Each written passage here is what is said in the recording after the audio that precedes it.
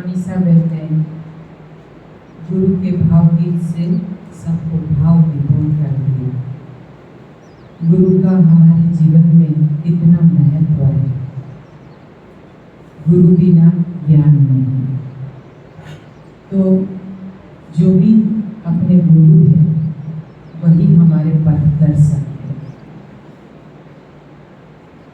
हमारे पथ दर्शक अगर सही मिल गए तो जीवन बहुत आसान हो जाता है। जीवन बिल्कुल कष्टदायी नहीं है। उसको कष्टदायी, दर्द से भरा, दुख से भरा हमने बना दिया है। बाकी परमात्मा ने तो सबको खिलने के लिए अपने जीवन में इतने सारे रंग दिए औरों के जीवन में भरने के लिए। लेकिन अगर हम खुद बीमार हैं, जब अपने जीवन में ही रंग नहीं है तो हम औरों के जीवन में कैसे रंग भरेंगे। परमात्मा ने जीवन केवल खाने पीने और मौज मस्ती के लिए नहीं दिया। जिसने जीवन दिया उसके प्रति हमारा भी कुछ दायित्व है कि चलो 30, 35 के 40 तक हम अपने लिए जिए, लेकिन शेष जीवन हमें, मैं ये नहीं कहती कि आप अपने लिए ना जिए, लेकिन साथ में आप मन में एक भाव रखें कि मुझे औरों के लिए दीपक बन के जीना है, एक प्रेरणा बन के जीना है। हमारा जीवन प्रेरणादायी होना चाहिए। बाकी आज घर में पकोड़े पकाए, कल पाव भाजी पकाई, पराठे पकाए, क्या पकाया, क्या खाया, इससे हमारा जीवन संतुष्ट नहीं है। खाया पिया, आज खाया कल निकल जाएगा, लेकिन अपन जो जीवन जीते हैं, अगर पूरे दिन में 24 घंटे हैं, चलो 8 या 6 घंटे आपने सोने के लिए निकाल दिए, बाकी के जो घंटे बचे उसमें से सुबह और शाम केवल 1-1 घंटा अगर हम परमात्मा के लिए निकालते हैं, या किसी भी ऐसे काम में, परमात्मा कौन है? आप अगर आपके दिल को जिससे आनंद मिले, ऐसा कार्य यानी प्रभु प्राप्ति का एक मार्ग है। आपके मन को आनंद आए ऐसा कोई काम, खाने से मन को आनंद आए ये कोई काम नहीं। ऐसा कार्य जो सच में आपके दिल को आनंद दे और आपको ऐसा लगे कि नहीं, मैंने दिन में 1 घंटा या 2 घंटा ऐसे निकाले जो किसी के काम में आए, जिसको हम एक सत्कार्य कहते हैं। तो हमारा जीवन ऐसा होना चाहिए कि 24 घंटे में से केवल 2 घंटे, 1 घंटा सुबह निकालो, 1 घंटा शाम को निकालो।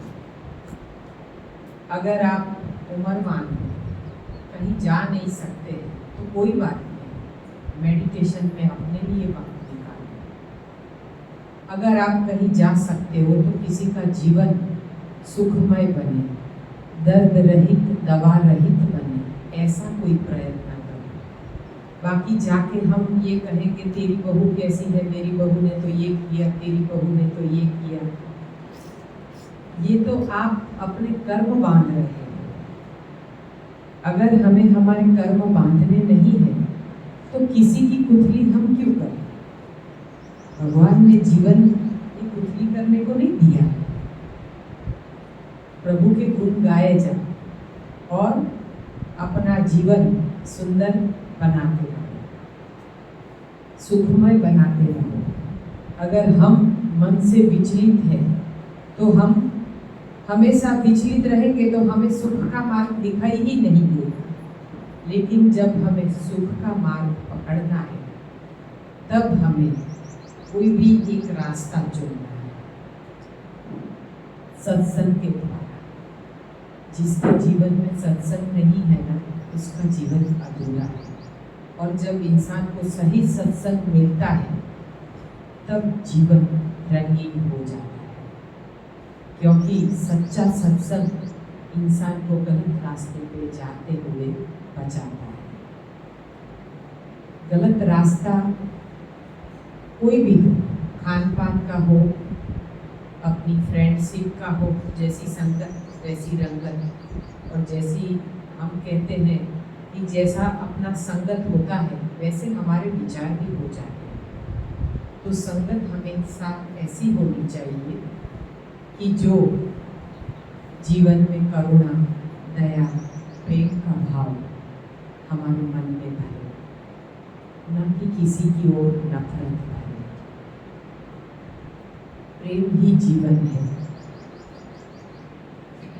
जितना दोगे उतना पाओगे, और प्रेम देने से मनुष्य का आधा रोग ऐसे ही चला जाता है। जब भी आप किसी डॉक्टर के पास जाते हो, अगर वो आपसे प्यार से बात करता है तो आपका आधा दुख दर्द वहीं चला जाता है। लेकिन कोई डॉक्टर ऐसा है कि बहुत गुस्से से बात करता है तो हमें दोबारा उसके पास जाना अच्छा नहीं लगता है। हम डॉक्टर चाहे कितना भी अच्छा है, कितनी भी अच्छी दवाई देता है और कितनी भी असरदार दवाई है, लेकिन अगर उसका स्वभाव ठीक नहीं है तो हम उसके पास जाना दोबारा पसंद नहीं करते हैं। तो ठीक वैसा ही है, प्रभु को भी बंदगी पसंद है।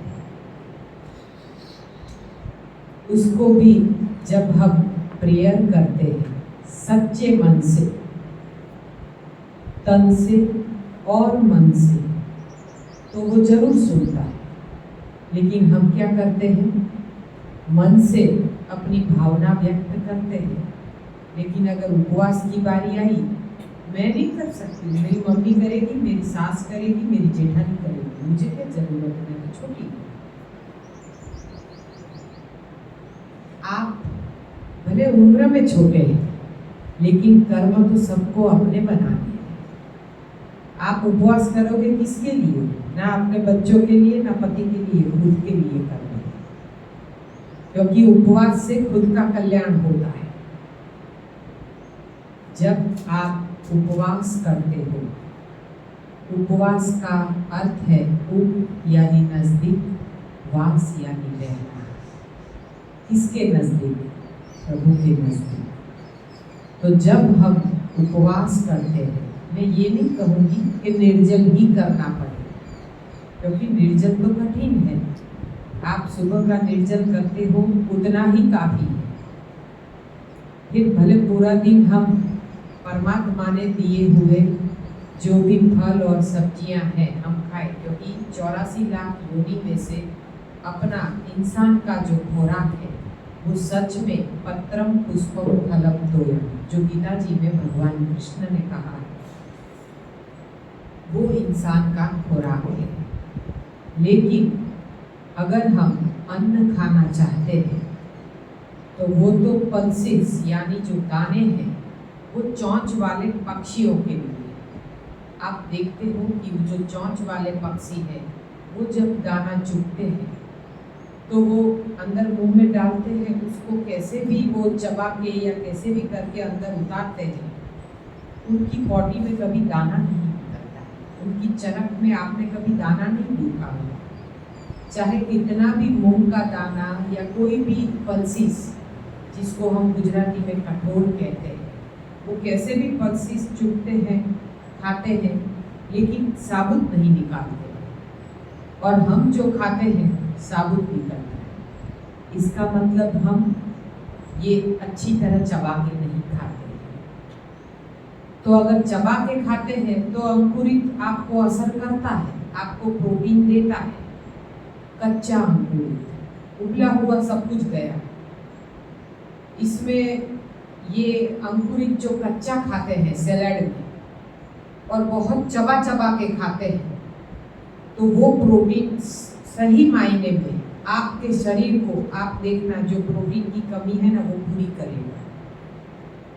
लेकिन इंसान क्या करता है, टेस्ट चाहिए, दांत काम नहीं करते, उबला हुआ सलाद खाते हैं और हमसे मांगते हैं स्टीम सलाद।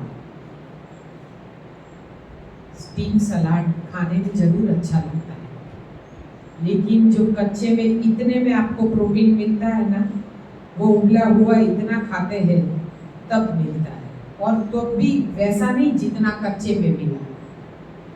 उबला हुआ सलाद खाते हैं, मन को अच्छा लगता है, मुंह को अच्छा लगता है, क्योंकि चबाने में आसान है, और नमक डालते हैं तो अच्छा भी लगता है, लेकिन उसके गुण कच्चे के मामले में कम होते हैं।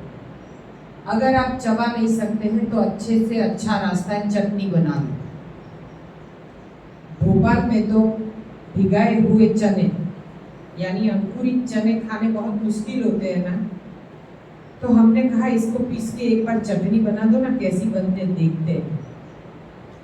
सच में चने के अंदर उन्होंने शिमला मिर्च डाली और नींबू डाला, जरा से अंकुरित मूंगफली भी डाली और अंकुरित चने, नींबू, अदरक, कैप्सिकम और काला नमक, जीरा, थोड़ी सी काली मिर्च डाल के क्या मस्त चटनी बनाई। थोड़ी सी अजवाइन भी डाली थी भिगाई हुई, ताकि पेट में दर्द ना करे चने। और इतनी अच्छी पीस के चटनी बनाई और फिर सलाद के साथ खा ली, जो वेजिटेबल सलाद था। तो वो अंकुरित जो आपके पेट में केवल 2 चम्मच जाना चाहिए, क्योंकि 40 के बाद कठोर पचना बहुत कठोर है। 40 के बाद मैं बोल रही हूँ वो सुनना, 40 के बाद कठोर पचना बहुत कठोर है, क्योंकि 40 के बाद अपनी शारीरिक एक्टिविटी कम हो जाती है। जो यंगस्टर है, जो काम करते हैं, बाहर भागते हैं, पूरा दिन दौड़ते हैं, जो हार्ड वर्क करते हैं, इसी में बैठ के नहीं, लैपटॉप पे वर्क करते हैं, उसे हार्ड वर्क नहीं कहते। जो चल के करते हैं, दौड़ के करते हैं, एक्सरसाइज करते हैं, जिम करते हैं, स्विमिंग करते हैं, उसे हार्ड वर्क कहते हैं, क्योंकि जो शरीर से की जाने वाली प्रक्रिया उसको हार्ड वर्क कहते हैं। माइंड से हार्ड वर्क करते हैं, लेकिन बैठे बैठे, अगर एसी में बैठे बैठे करते हैं तो ये कठोर पचाना बहुत कठोर है, ये आर्थराइटिस आ जाएगा आपको अगर बहुत खा लिए। हाँ, अंकुरित जिनको किडनी का प्रॉब्लम नहीं है उनको खाना चाहिए। तो आप वेज सलाद जो बनाते हैं उसमें इतने से डाल दोगे ना तो एक इंसान के लिए पर्याप्त है। अगर आप चबाओ और अगर साबुत निकलता है, चेक करने का, अपने बाथरूम में अपना ही चेक करना है। अगर आपको लगे कि मेरे मूंग के दाने या मूंगफली के दाने या चने का दाना साबुत निकल रहा है या आधा भी निकल रहा है, तो दूसरे दिन से आप कोई भी अंकुरित चबा के जो नहीं खा सकते, अंकुरित सही में एक एक दाना डाल के चबा चबा के खाना चाहिए। एकदम चबा के उतारो फिर दूसरा दाना, इतना मुश्किल से खाओगे। ज़्यादा से ज़्यादा परमात्मा ने दिया हुआ माप आपकी मुट्ठी के अंदर जितना आए उतना टोटल अंकुरित खाना है। 40 के बाद की बात कर रही हूँ, चलती गाड़ी में मत बैठ जाना। मैं 40 के बाद की बात कर रही हूँ कि इसके अंदर टोटल जितना आए, फिर अंकुरित मूंग, अंकुरित चने, अंकुरित मूंगफली, आपने जो भी अंकुरित किया है वो जो हार्ड है चबाने में, मैं अल्फाल्फा सीड नहीं बोलती क्योंकि वो सॉफ्ट है, उसको भी अगर आप उगा के रखते हो तो उसको भी आप 1-2 चम्मच अलग से खा सकते हैं। इससे पैरों का दुखना, अकड़न, जकड़न, आर्थराइटिस सब कुछ चला जाए। लेकिन अल्फाल्फा सीड से मेरी एक एक बात सुनना, जिनको आर्थराइटिस है उनको अंकुरित कम से कम मात्रा में खाना है, कम से कम यूं खाना है, यूं। और अगर बहुत अकड़न है तो अंकुरित थोड़े दिन छोड़ दो। मैं आर्थराइटिस पेशेंट के लिए बोल रही हूँ, जिनको आर्थराइटिस नहीं है तो आप थोड़े से अंकुरित मूंग खा सकते हैं, 8 या 10 दाने चने के खा सकते हैं, उससे ज्यादा नहीं। यंगस्टर खा सकते हैं 1 मुट्ठी अंकुरित चने, लेकिन चबा चबा के। मैं कहती हूँ कोई चबाता नहीं है, क्योंकि सबको नरेंद्र मोदी से बहुत जल्दी है। बड़ा प्रधान वो है, लेकिन जल्दी हमें है, जाना है, भागना है, चबाते नहीं है। सच में एक निवाला 32 बार चबाना चाहिए।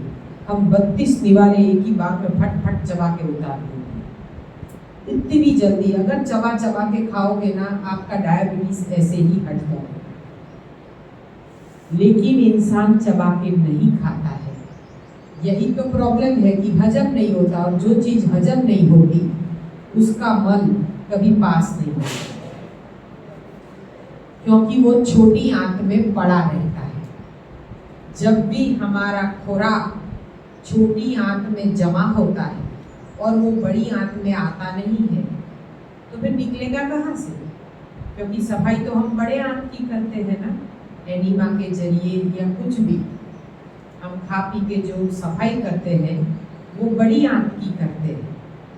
जिसकी बड़ी आंत साफ, उसके सभी रोग माफ। लेकिन जिसकी छोटी आंत में कचरा है तो बड़ी आंत में फंसने ही वाला है, वहां से निकल के बड़ी आंत में फंसेगा, क्योंकि आपने ठीक से चबाया नहीं है, तो वो फंसने ही वाला है। हम बार बार कहते हैं कि चबा चबा के खाओ। जूस भी पीना है तो चबा चबा के पियो, घुमा के पियो, आहिस्ता आहिस्ता पियो। दांतों के पायोरिया और बाकी सब जो दांत के रोग है ना, ये ग्रीन जूस से ही चले जाए। केवल अनुभव करके देखो, बैठ के पियो, घुमा के पियो, घूंट घूंट पियो, घट घट ना पिए, क्योंकि इंसान यही भूल करता है, घट घट पी जाता है। घूंट घूंट पियो, अमेरिकन बेकिंग सोडा घट घट पियो। लेकिन बाकी जो आप जूसेस पीते हो, स्मूदी पीते हो, या आप कुछ भी खाते हो तो चबा चबा के पीते हो, तो उसको आहिस्ता आहिस्ता अपने मुंह को एक्सरसाइज दो चबाने की। कोई भी हम रसीला फल खाते हैं जो रस वाला है, जैसे संतरा है, मौसमी है, नींबू है, टमाटर है, जो रस वाले हैं, तो उसको पहले आगे से जरा सा तोड़ के चूसो। चूसने में आपको संतुष्टि हो, चूसोगे और फिर उसको मुंह में चबा के आप उतारोगे, तो देखना वो एक रस होके जब पेट में जाता है, वो नेचुरल एनिमा का काम करेगा आपके लिए, क्योंकि उसके साथ आपके फाइबर्स यानी रेसे भी जा रहे हैं। लेकिन चबा चबा के भेजना है। अगर चबाने की आदत नहीं है तो आज से ही भागो। चबा चबा के खाओगे तो सारे रोग हट जाएंगे, केवल शुगर नहीं, सारे रोग हट जाएंगे, क्योंकि हजम होना शुरू हो जाएगा। हजम नहीं होता है, इसीलिए हमें पित्त, कफ या वायु किसी एक का दोष बढ़ जाता है। इसीलिए चबा चबा के खाओ, आहिस्ता आहिस्ता। देखना अपने आप आपका खुराक 50% हो जाएगा। जिसको नहीं चबा सकते हो, दांतों की तकलीफ है, उसकी चटनी बना के खाओ, टेस्टी। आप जिसमें भी थोड़ा सा चाट मसाला, ये काला नमक, सेंधा नमक, काली मिर्च, जीरा, कभी किसी में आमचूर की जरूरत पड़े तो जरा सा आमचूर, लेकिन टेस्टी बना के चटनी खाते हो तो आप चम्मच से अकेली चटनी भी खा के पेट भर सकते हैं। जरूरी नहीं है कि उसमें हमें कुछ चाहिए। जैसे कल आपने नारियल की चटनी खाई तो वो आप कटोरी में ऐसे साबुत लेके बैठ लो और अंदर मूंगफली के 8-10 दाने जो अंकुरित किए हैं वो ऊपर से अक्खे डाल दो, क्योंकि इंसान को चबाने का आदत होता है, उसको चबाने से संतुष्टि मिलती है। तो चटनी के अंदर एक टमाटर काट के डाल दिया, कुछ कड़क चाहिए तो थोड़े से मूंगफली के दाने डाल दिए, या मूंगफली नहीं खानी है तो कॉर्न के दाने डाल दिए। सैलड में आपको चटनी इतनी है और सलाद आपको इतना खाना है, तो बाकी सब कटा हुआ आप बारीक कटा हुआ या कद्दूकस करके या सबको पीस के स्मूदी बना के, जिनको तकलीफ है आप कटोरा भर के अच्छे से ऊपर धनिया अनार के दाने थोड़ा सजा के अच्छे से बाउल में लेके बैठोगे तो आपको देख के खाने का मन होगा। स्वादिष्ट बनाने का, जिनको ठंडा अच्छा लगता है तो आप 10-20 मिनट या 15 मिनट आप फ्रीज में छोड़ दो, सब उसको रेडी करके 10-15 मिनट आप फ्रीज में छोड़ दो, हल्का सा ठंडा करके। जिसको नॉर्मल पसंद है नॉर्मल खाए। कच्चे पे रहना बहुत आसान है, लेकिन पहला कमांड इसको देना पड़ेगा, क्योंकि जब तक यहाँ पे कमांड नहीं देते ना इंसान नहीं कर सकते। यहाँ तो आपको माहौल मिलता है, घर पे जाओगे तो फ्लैट में आजू बाजू में से खुशबू आएगी, आजू बाजू वाले पड़ोसी जब मिलने आएंगे ना तो पूछेंगे आज क्या बनाया है, मैंने तो आज ये बनाया है। ऐसी रेसिपी है। और जो लेडी जॉब पे नहीं जाती है ना, दोपहर को फ्री होके क्या करेगी, टीवी की स्विच ऑन करेगी, फिर क्या देखेगी, तरला दलाल के रसोई शो। फिर कुछ महीनों में या सालों में घर वालों को तरला दलाल से सीधा भेजेगी सुनील दलाल के पास। पता है ना, वो हार्ट स्पेशलिस्ट है, सुनील दलाल है, वो बाईपास करते हैं। तो तरला दलाल ऐसी रेसिपी सिखाती है कि बाईपास तक भेजती। लेडीज देखती है तरला दलाल के रसोई शो और फिर शाम को उल्टा पुल्टा बनाती है।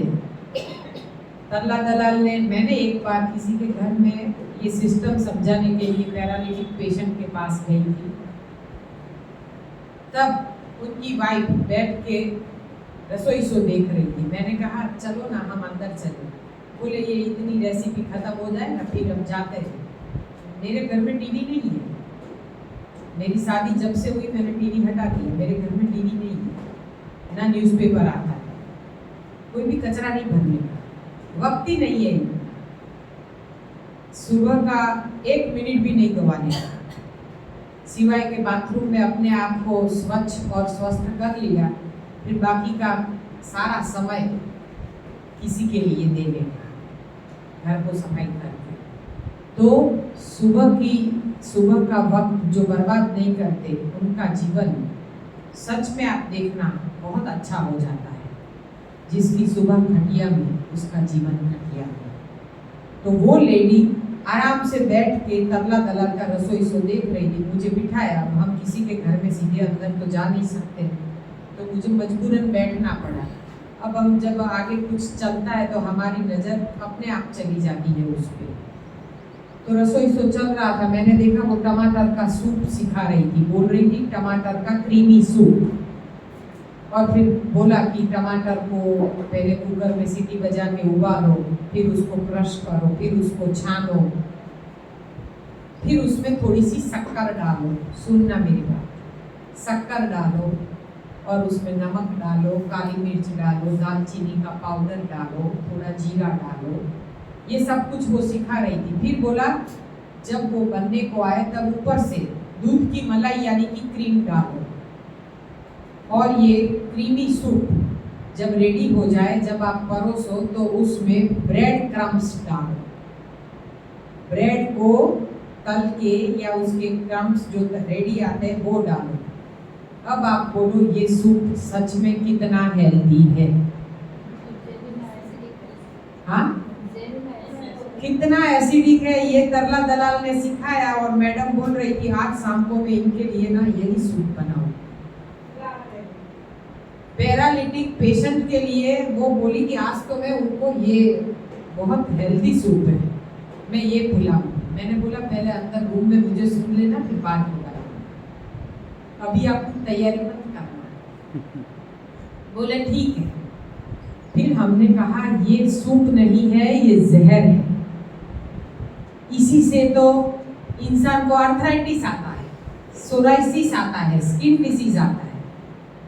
टमाटर को गैस पे उबालते नहीं है, वो गर्म होने से उसकी तासीर बदल जाती है, वो एसिडिक बन जाता है, हार्पिक।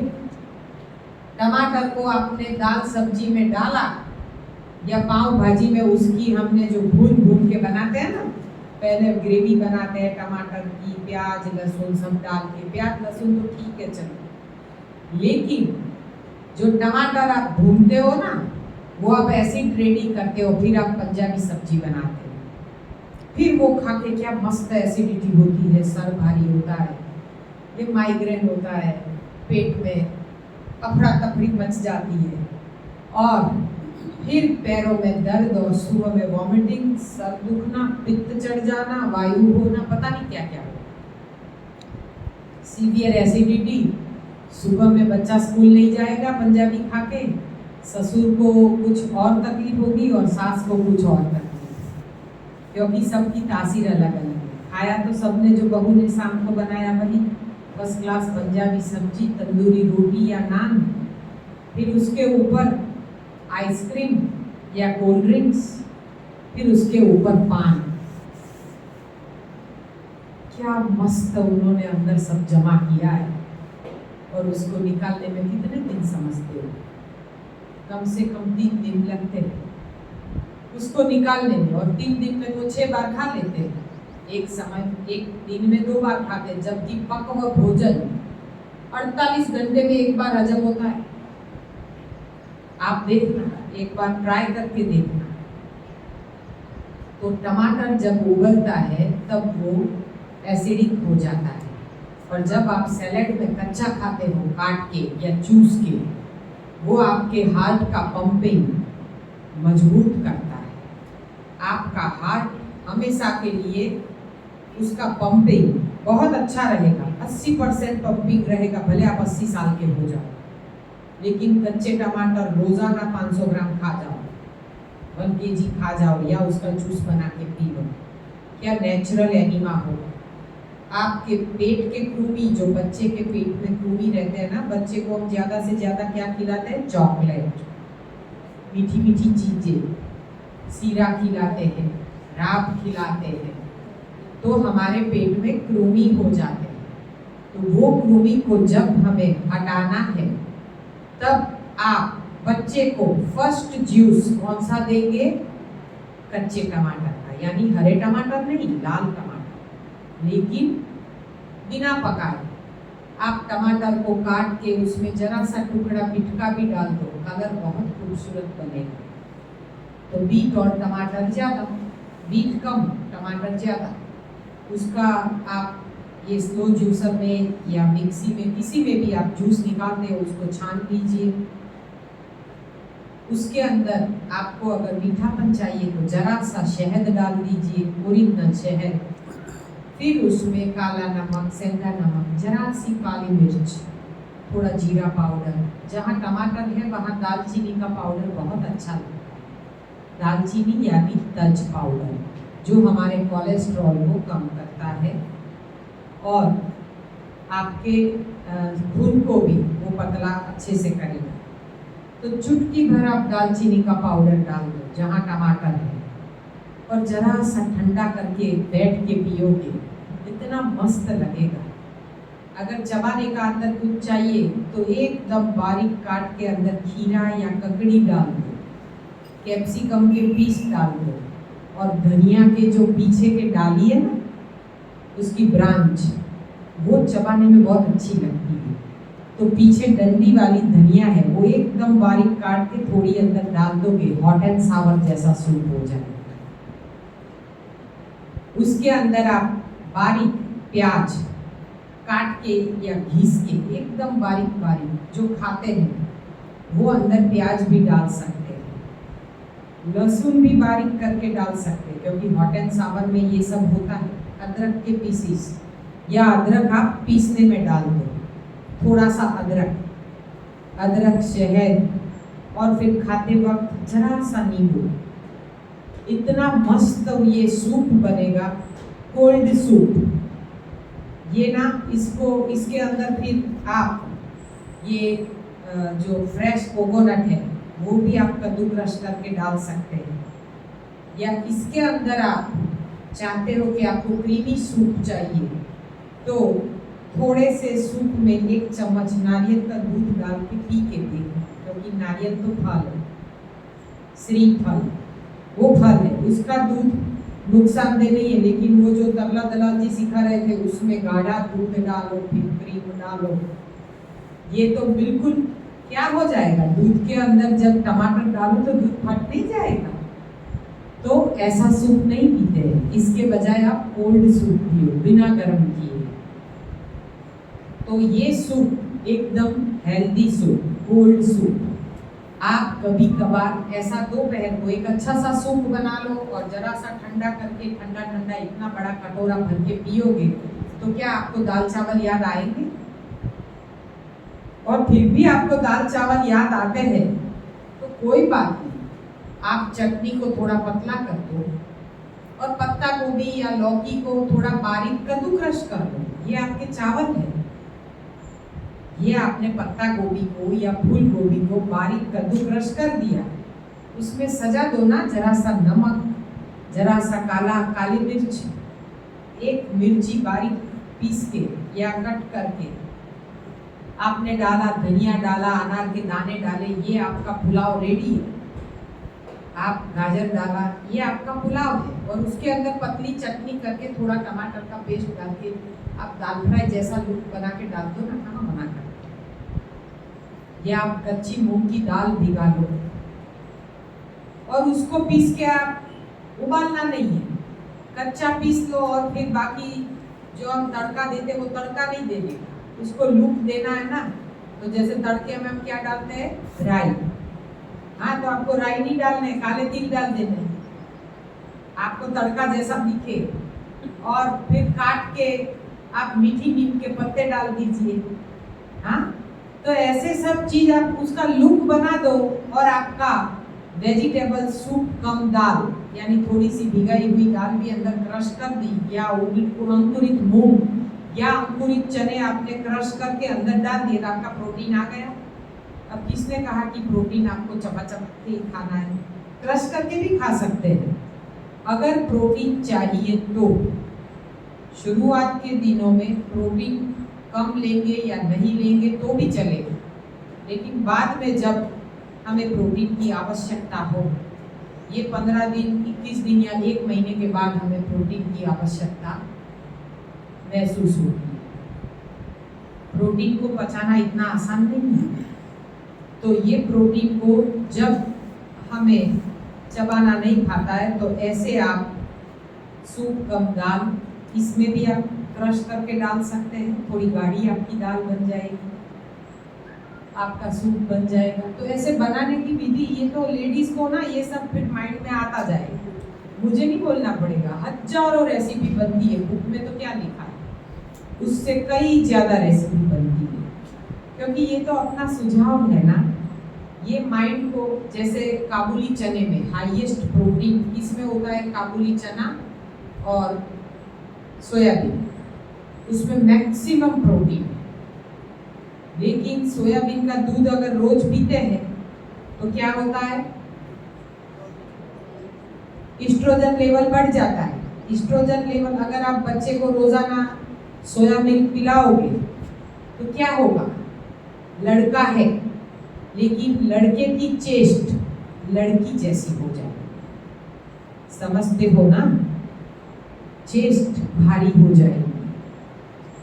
तो एस्ट्रोजन लेवल जब बॉडी में बढ़ता है तब चेस्ट भारी हो जाती है। तो एस्ट्रोजन लेवल हमें लेवल में रखना है। अगर यंग बच्चियां हैं या बच्चे हैं तो हफ्ते में 2 बार सोया मिल्क पी सकते हैं, लेकिन उसकी मात्रा मैंने बताई थी, यंग को केवल 200 ml 1 गिलास।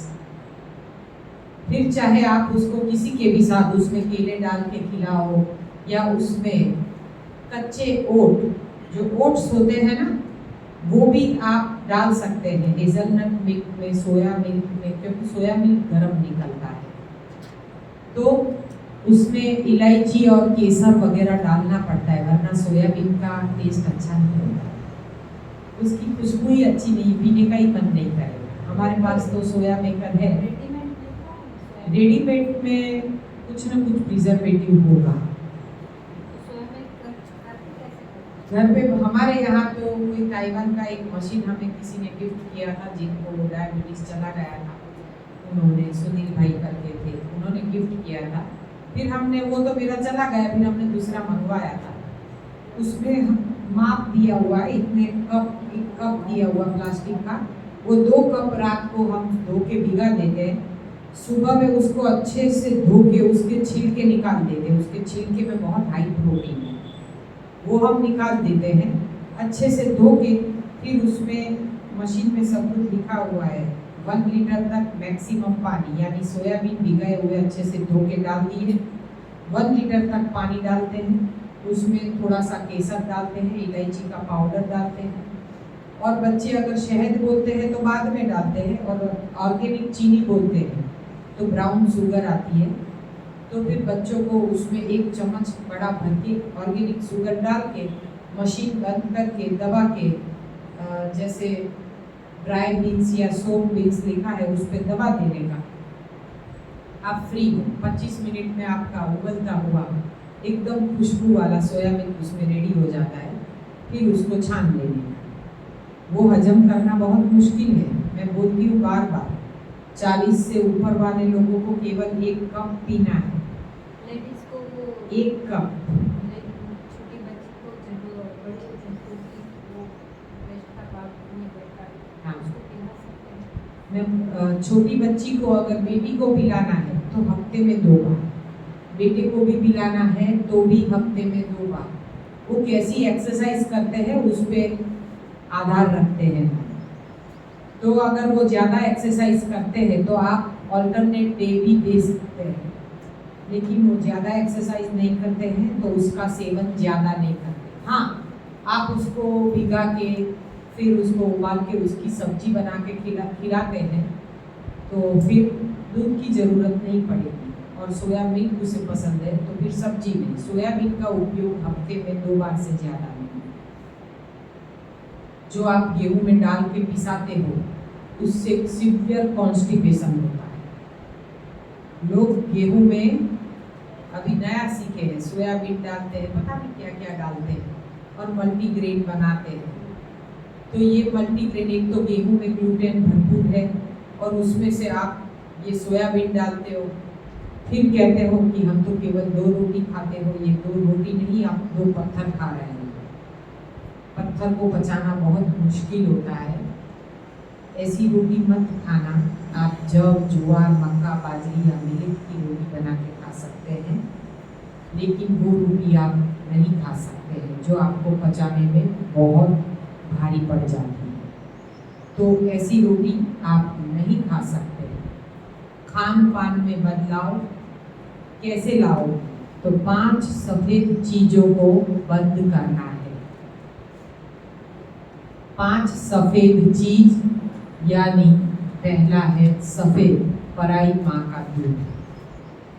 सबसे पहले बंद करना होगा खुद को, और फिर घर में भी लाना बंद करना होगा। दूध के बारे में आप काफ़ी कुछ देख चुके हो, तो मैं फिर अपना टाइम वेस्ट नहीं करूँगी, क्योंकि मेरा भी यही है कहना। तो आप नहीं लोगे। जब ये बंद होगा फिर मैं एक दूसरा खुलासा भी करूँगी।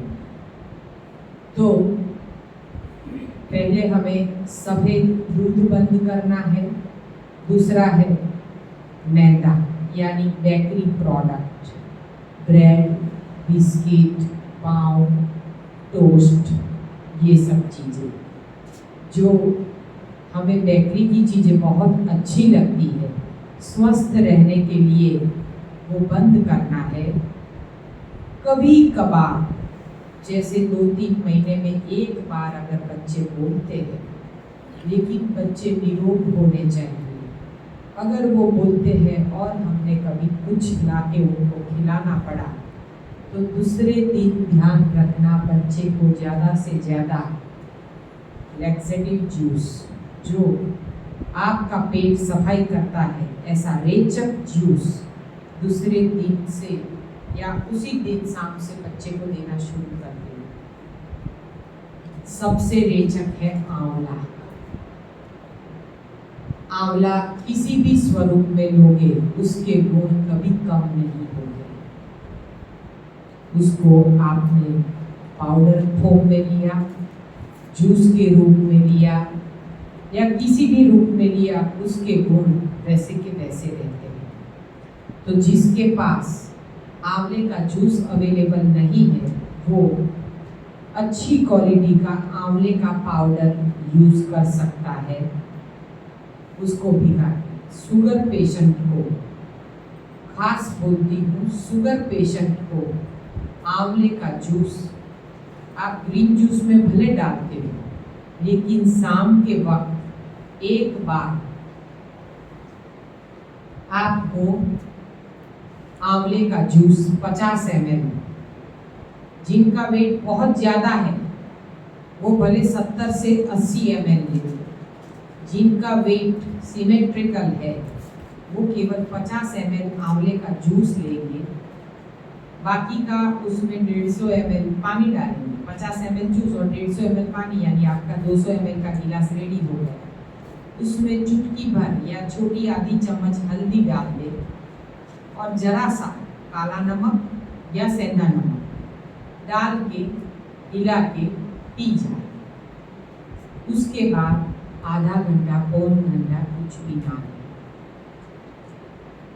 इससे वेट रिडक्शन यानी वेट लॉस फटाफट फास्ट रॉकेट गति से होगा। केवल वेट लॉस नहीं, आपका शुगर केवल हफ्ते में आपको चमत्कारिक परिणाम आउट हो जाएगा।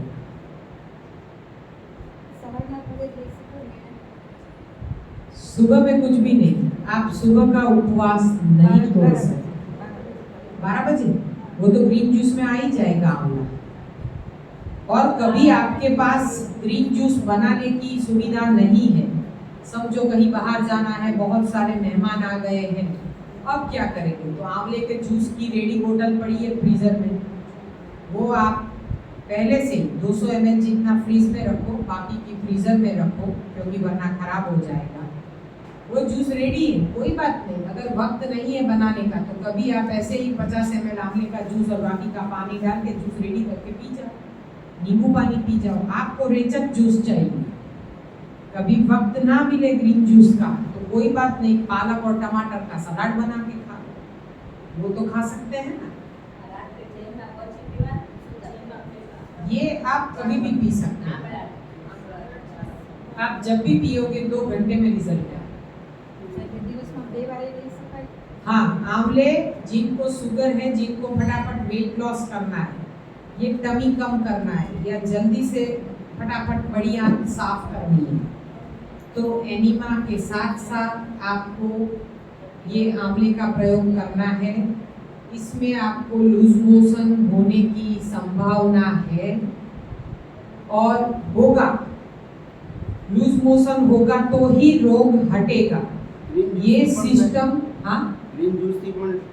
ग्रीन जूस से भी डायरिया होते हैं और होने ही चाहिए, होते हैं तो ही आपका ग्रीन जूस सही है, वरना आपका ग्रीन जूस गलत है। ग्रीन जूस से डायरिया होने ही चाहिए और ये सिस्टम सही में जो शुरू करता है उसको कम से कम 5 दिन में सर्दी, खांसी, जुकाम, आंखों से पानी बहना, नाक से पानी बहना, कान में कुछ ऐसे कभी ज़्यादा ऐसे पड़ गए, यानी कि जो नहीं हमें धाक पड़ती है वैसा होना, या कान में कभी न सुनाई देना, या लिक्विड का बाहर आना यानी कि ईयर वैक्स ज़्यादा आना, बाल झड़ना, पैरों की पिंडियाँ फटना, हाथ में फटना, खुजली आना, सर्दी जुकाम, कुछ भी होगा तब आप गॉड को दिल से, हृदय से धन्यवाद करो, थैंक यू कहो, क्योंकि आपके शरीर की अंदर जो भी डिटॉक्सिफिकेशन है वो शुरू हो गया, आपकी सिस्टम अब वर्क कर रही है। जिसको भी ऐसा कुछ हुआ है भगवान का धन्यवाद समझो, क्योंकि आपका डिटॉक्सिफिकेशन शुरू हो गया। ज़्यादा नींद आना, उबासी आना, ये सब जो असर है ना, ये सिस्टम का है। ये सिस्टम जब सही मायने में शुरू होता है तब हमें कोई ना कोई बाय प्रोडक्ट बॉडी में शुरू होता है, तब हमें घबराने का नहीं। अगर हम ऐसे लॉन्ग सेमिनार में होते हैं तो हम कर पाते हैं, और घर में होते तो बुखार आया, ये मेटासिन डाला, पापा उपवास नहीं करना है, चलो दाल चावल खा लेते या खिचड़ी खा लेते, फिर मेटासिन, क्योंकि कोई भी दवाई भूखे पेट नहीं ले सकते। दवाई लेने के लिए भी आप थोड़े से दाल चावल या खिचड़ी खा लो। पकवा भोजन खाया यानी खत्म। आपके अंदर बैठी हुई जीव की शक्ति जो काम कर रही है वो बाहर निकालने का काम कर रही है, और आप खाना खा के उसको दबाने का काम कर रहे हैं। पक्व खाया यानी सफाई का काम अधूरा रह जाएगा। कोई भी आपने मेटासिन, क्रोसिन या पैरासीटामोल डाली, सफाई का काम अधूरा रह जाएगा। बुखार हमारा मित्र है, दुश्मन नहीं है। क्यों आता है, कैसे आता है, वो भी मैं समझाऊंगी। बुखार हमारा मित्र कैसे है? बुखार आना अच्छी से अच्छी निशानी है, आपके टॉक्सिन्स आपके बॉडी में जल रहे हैं। यही क्योंकि घर पे ना हम सही सिस्टम नहीं करते हैं। यहाँ पे आप बांध में हो ना, इसलिए करते हो, वरना कब के मुरमुरे दबा चुके हो। हाँ, एक मुट्ठी दो मुट्ठी तो खा ही लिए हो, क्योंकि इंसान नहीं रह पाता है। यहाँ भी आपको टिकाने के लिए कभी कभी हमें पोहे का उपयोग करना पड़ता है, लेकिन सही जो अच्छे से जो करना चाहता है ये सिस्टम, सही मायने में न्यू डाइट सिस्टम जो करना चाहता है, चातुर्मास, ये तो शुरुआत है। आगे आपको ऐसा खिच्चा बना के नहीं खाना है, ना मुठिया बना के खाना है। हाँ, क्योंकि सही मायने में जब आपको अपना रोग हटाना है तब ये खिच्चा काम नहीं करेगा, ये तो अवरोध करेगा। खाने में तो बहुत अच्छा लगता है आपको भी और मुझे भी, हाँ, क्योंकि उससे पेट भरता है। हम ज़्यादा से ज़्यादा क्या खाते हैं, वही चीज़ आप देखना, अपना मन वही जाएगा। कल खिच्चा 3-4 बार बनाना पड़ा, क्योंकि वही सबसे आपको नहीं, मुझे भी अच्छा लगता है, और इंसान को जब मिलता है तब खा लेता है। अगर भेल भी बना के देंगे और अगर मुरमुरे डालें तो मुरमुरे ज़्यादा डालेंगे, वेजिटेबल कम डालेंगे। हाँ, ऐसी भेल नहीं खानी। और ये सब छूट छाट हफ्ते में एक बार होती है, क्योंकि जब मन भर जाता है, टूट जाता है, हम फिसल जाते हैं, और फिर ऐसा होता है कि नहीं नहीं, इससे अच्छा है चलो लोग खा पी के मरते हैं। ये जीवन फिर कब मिलने वाला है? पूरी दुनिया खा रही है, कुछ हो जाएगा, एक दवाई ले लेंगे, इसमें क्या फर्क पड़ता है? ये सोच जब मन में आ जाए तब सेमिनार कर लेने का, जहां भी चलता है। जब अपने मन से इंसान हारता है, टूटता है, तब सेमिनार करना पड़ता है। और वो भी वनडे नहीं, वनडे सेमिनार तो सेठ की सिखावट झापे तक, यानी कि गेट तक। वनडे सेमिनार में कुछ नहीं है, केवल हम लोग समझ देते हैं, खाना पीना देते हैं, वाह वाह करके, जैसे बेटे की शादी में जाते हैं, खाना अच्छा है तो शादी अच्छी है। बाकी शादी में भले ना उन्होंने चौरी और फूल लाख रुपए के लगाए हैं, अगर खाने में भलीवार नहीं है कहेंगे कुछ मजा नहीं आता। हाँ, भोजन से ही शादी हमें अच्छी लगती है। भोजन टकाटक है और अपने मन पसंद है तो फिर शादी अच्छी है, ये गलत है। भोजन सही मायने में सात्विक होना चाहिए। आजकल हम कहीं भी शादी में जाते हैं ना, हर चीज में चीज, बटर, पनीर, हर चीज में लगाए। क्या छूट से उपयोग करते हैं ये बटर, पनीर और चीज का? क्या खाए ये सोचना पड़ता है। सलाद अगर फ्रेश कटता है तो खा सकते हैं, अगर काट के बर्फ के ऊपर रख दिया है कैसे खाएंगे? कब का कटा है किसको पता? क्या खाए क्या ना खाए। जूस भी अगर फ्रेश निकल रहा है तो हम पी सकते हैं। अगर ये कॉकटेल या ऐसा कुछ ये कुछ बना के देते हैं ना, सोडा डालते हैं, बॉजिटा की क्या वो सब बना के देते हैं, तरह तरह के बोतल कलर कलर के होते हैं, सब मिक्स करके कॉकटेल पिलाते हैं। ठंडा ठंडा अच्छा जरूर लगता है, इससे अच्छा है नींबू पानी। गुड़ और नींबू का पानी सेहतमंद है, गन्ने का रस सेहतमंद है, लेकिन ताज़ा निकालो ताज़ा पियो। ऐसे नारियल पानी दो, लेकिन ये शादियों में पता नहीं क्या क्या पिलाते हैं, फिर दूसरे दिन गला हमारा पकड़ जाता है। तो ऐसी शादी नहीं करनी है। अच्छे से ये बुफे डिनर, क्या खड़े खड़े खाना, प्रसाद खड़े खड़े लेते हैं, बैठ के खाना। सच में खाने की विधि कैसी होती मालूम है? नीचे जमीन पे बैठ के पाटले के ऊपर थाली, ये सही भोजन है। अन्न देवता है, जो भी आप खाते हो ना, वो अन्नपूर्णा ने दिया हुआ प्रसाद है। उसे अपने से ऊपर रखते हैं। हम क्या करते हैं, चेयर में बैठते हैं और टेबल के ऊपर रख के खाते हैं। जब पलाठी लगा के नीचे बैठ के आप खाना खाते हो ना, तो वो खाना आसानी से हजम होगा, आप चबा चबा के खाओगे। लेकिन अब तो वेस्टर्न टॉयलेट और ये डाइनिंग टेबल आ गया ही रिप्लेसमेंट। हाँ, ये सुविधा जैसे बढ़ती गई ना, खाना हजम हुआ नहीं, निकलेगा कैसे? फिर आया वेस्टर्न टॉयलेट, फिर हम बैठ नहीं सकते। ये इंडियन टॉयलेट में बैठने की प्रैक्टिस ही छूट गई। अब इसकी मूवमेंट छूट गई, तो क्या रिप्लेसमेंट आपकी किस्मत में लिखा था? नहीं लिखा था, लेकिन हमने लाया। तो हमने जितनी सुविधा पाई उतने लोगों को पैदा किया। जितना आप बैक टू पेवेलियन, यानी कि अपने, हम जब हमारे जो पूर्वज थे वो कहाँ बीमार थे, ऐसे कोई रोग ही कहाँ थे, लेकिन हमने जितनी सुविधा बढ़ाई उतने रोग बढ़ते गए। अब उसको हमें रोकना है, इसीलिए ये सिस्टम को घर में फॉलो करना है। सिस्टम जब हम घर में फॉलो करते तब हम अकेले नहीं करते, हमारे साथ हमारे बच्चे भी देखते हैं। हर बच्चे का रोल मॉडल उसके माता पिता होते हैं।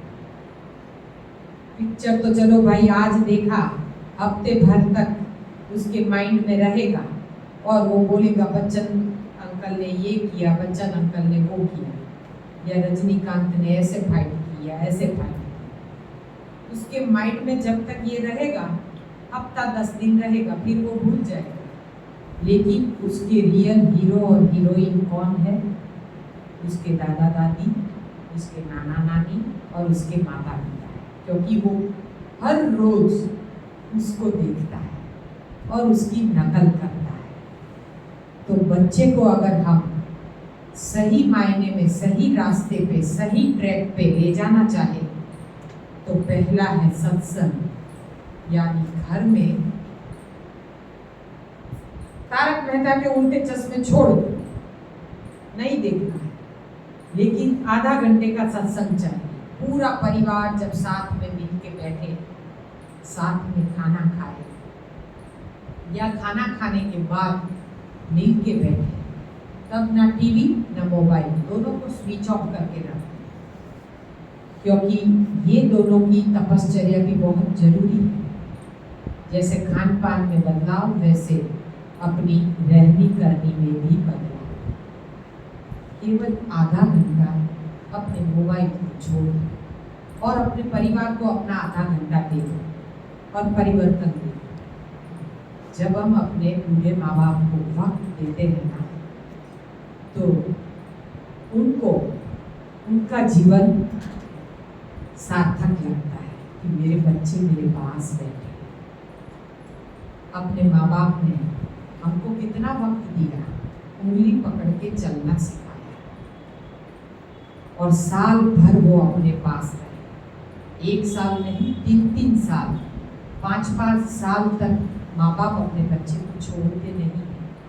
जहाँ भी जाते हैं उसके पीछे पीछे उसका साया बन के रहते हैं। वही बच्चे बड़े होके, जब 2 बच्चे हैं ना, तो माँ बाप का बंटवारा करते हैं। 6 महीना बड़ा भैया रखेगा, 6 महीना छोटा भैया रखेगा। क्या माता पिता का कभी बंटवारा होता है? ये संस्कार है अपने भारतीय संस्कृति के माता पिता के कभी बंटवारे नहीं होते। माँ बाप के बंटवारे यानी ये आपका आहार है, ये ब्रेड बर्गर और पिज़्ज़ा आपको सिखा रहा है। जैसा अन्न वैसा मन, जैसा मन वैसी सोच, जैसी सोच वैसी मन। आज आप देखते हो ना, हर इंसान हिटलर का बाप है। इतना गुस्सा बात बात में अकड़ जाते हैं, चाहे पति पत्नी हो, माता पिता हो, पिता पुत्र हो या माँ बेटी हो। इतनी अकड़न, इतना ईगो। अगर इंसान ये मैं को भुला दे तो खुद को पा सके, लेकिन ये मैं को भुलाना बहुत मुश्किल है। इसके लिए सत्संग चाहिए, मेडिटेशन चाहिए, विपश्यना चाहिए। कोई भी सत्संग का मार्ग पकड़ लो, तभी आप मैं को भुला के खुद को पाओ, वरना बहुत मुश्किल है। आहार को बदलना यानी केवल स्वस्थ होना और डायबिटीज बनाना नहीं है। इंसान जब आहार बदलता है तब उसका आध्यात्म का मार्ग बिल्कुल सीधा हो जाता है, बिल्कुल डाइवर्जन नहीं, कोई खड्डा नहीं, कोई आपको उसमें मुश्किल ही नहीं आई जब आपने आहार बदल लिया। जीवन को जब इंसान सात्विक, सही मामले में सात्विक बनाता है, आहार को हम जितना निर्मल और जितना सरल बना देते हैं, कोई एक ही चीज, अरे क्या हुआ आज जैसे जौ का दलिया है, बहुत सारे घर में जो भी वेजिटेबल पड़े हैं डाल के थोड़ा सा दलिया डाल के बना दिया, नारियल के दूध की छाछ बना दी और खा ली, तो क्या आपका पेट नहीं भरेगा? किसने कहा 56 भोग बनाओ तो ही पेट भरेगा? 56 भोग बनाओ, हम मना नहीं करते। सैटरडे संडे उसके लिए ही। सैटरडे और संडे लोग मॉल में जाते हैं, पिक्चर देखने जाते हैं, घूमने जाते हैं। कभी अपने बूढ़े माँ बाप को एक दिन दिया है कि चलो माँ और बाबा, आज हम आपको, आप जहाँ भी बोलो हम मंदिर ले चलते हैं, आपकी जहाँ इच्छा हो वहाँ हम ले चलते हैं। हर इंसान खुद के लिए जीता है, माता पिता के लिए किसी के पास टाइम नहीं है। इसीलिए तो इतने वृद्धाश्रम खुलते हैं। ये वृद्धाश्रम खुलते हैं, रिबन कटती है और तालियां बजाते हैं, अखबार में फोटो आएगी। ये तो शर्म की बात है, ये फोटो छपनी नहीं चाहिए, आंखें बंद कर देनी चाहिए। वृद्धाश्रम वृद्धों के लिए नहीं है, वृद्धों की जगह हमारे दिल में है। जिन्होंने उंगली पकड़ के चलाया, वृद्धावस्था में उनको हमारी उंगली की जरूरत है। हम उनकी लाठी बन सकते हैं, लेकिन संस्कार हो तब बने ना। आज तो बच्चे को कमाने अमेरिका जाना है, मेरा हो या आपका बच्चा, पता नहीं ये इतना क्यों जमा करेंगे डिलक्स रूम में एडमिट होने के लिए। क्या करोगे? समायोजन इंसान का कभी कम ही नहीं होता। आज बंगला है तो कल गाड़ी चाहिए, कल आज अच्छी गाड़ी है कल रोल्स रॉयस चाहिए। इंसान की आकांक्षा, अपेक्षा, समायोजन कभी कम ही नहीं होता है। इसीलिए इंसान दुखी है 84 लाख लोगों में, बाकी कोई भी दुखी नहीं। पता नहीं क्या चाहते हैं, क्या चाहिए इंसान, कौन सा सुख, कौन सी सुविधा। समायोजन इतना बड़ा दिया, इतना बड़ा दिया कि स्वयं का सुख खो दिया। सच्चा सुख सच्चे स्वास्थ्य में।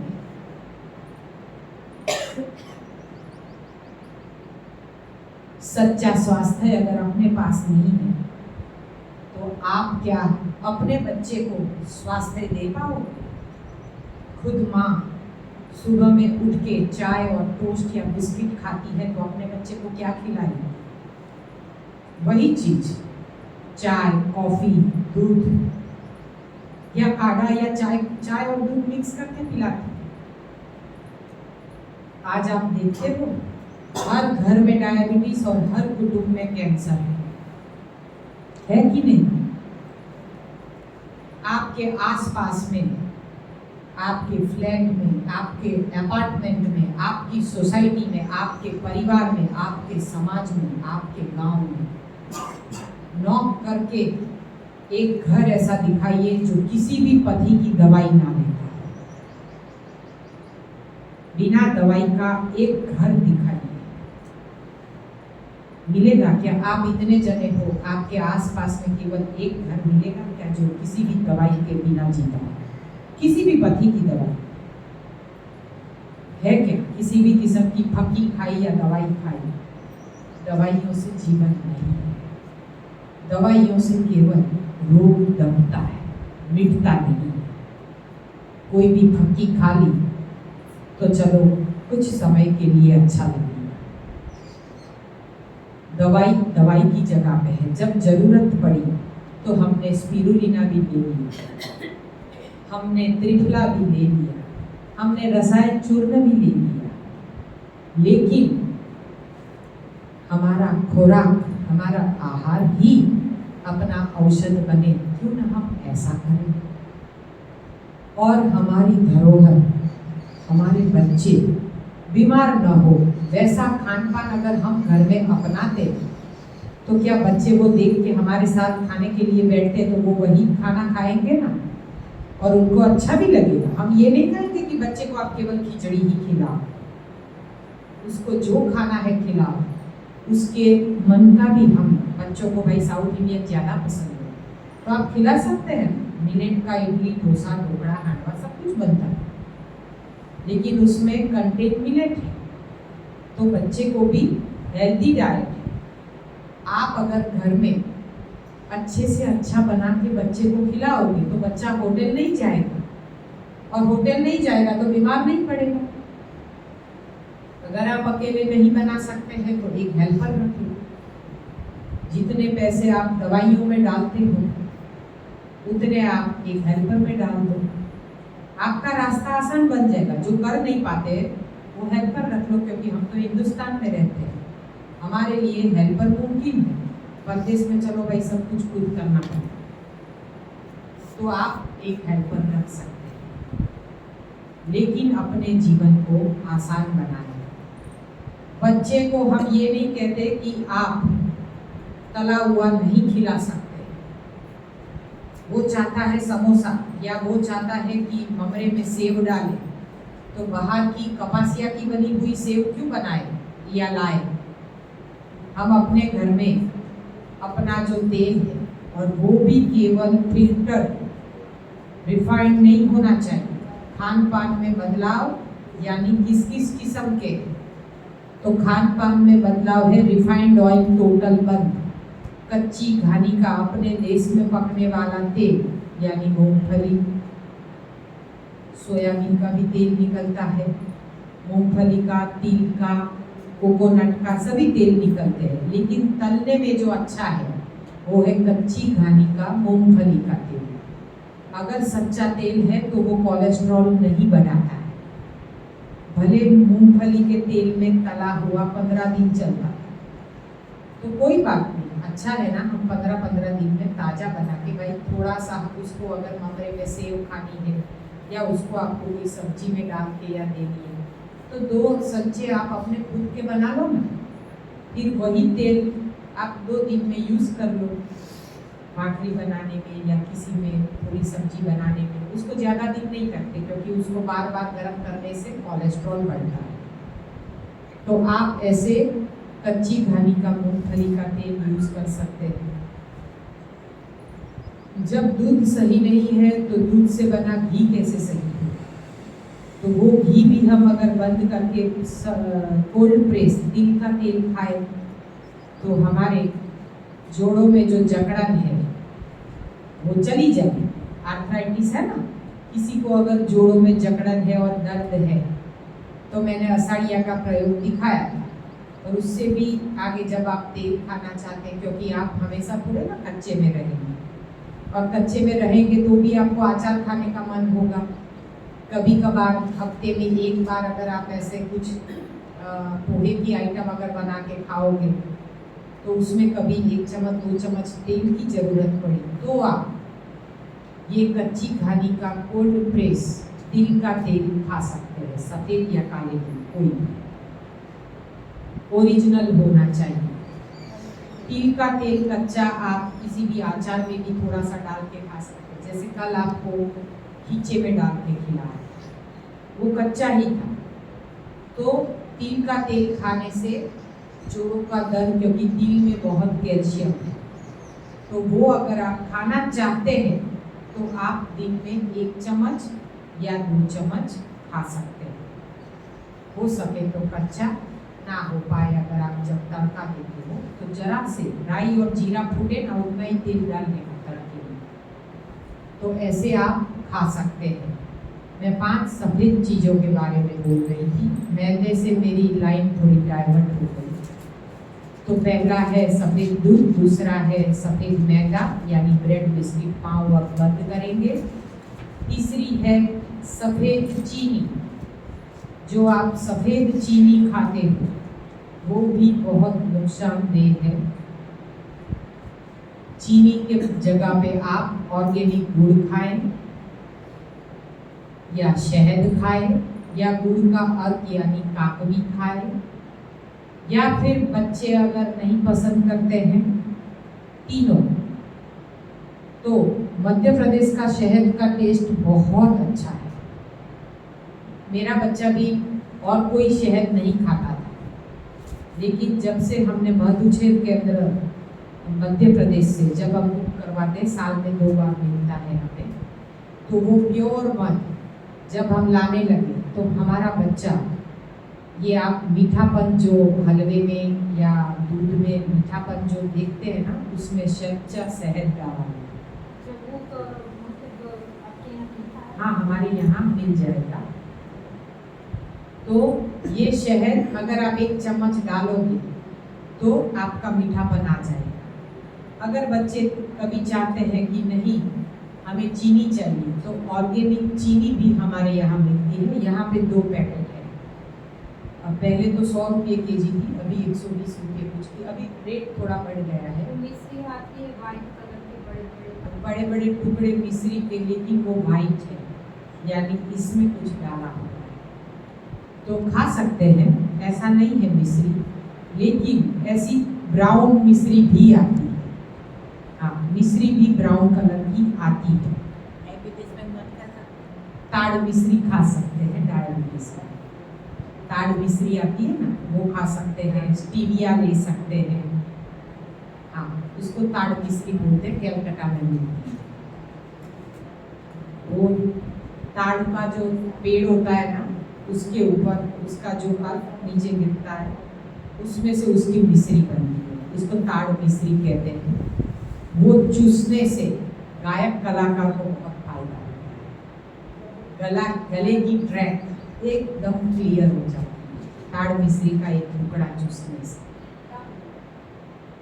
ताड़ मिश्री कैलकाटा में तो मिलती है। मैं जब गई थी सेमिनार लेने, तो वहाँ से मुझे गिफ्ट किया था उन्होंने, और फिर मैं घर पे ला, वो ठंडी भी रहती है।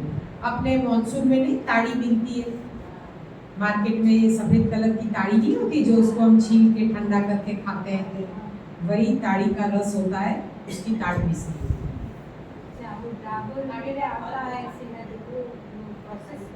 हाँ, ये डाबर, ये श्रीजी, ये देखना, ये सब शहद जल्द जम जाता है, आप देखना। और ये एमपी का शहद कभी नहीं जमता है।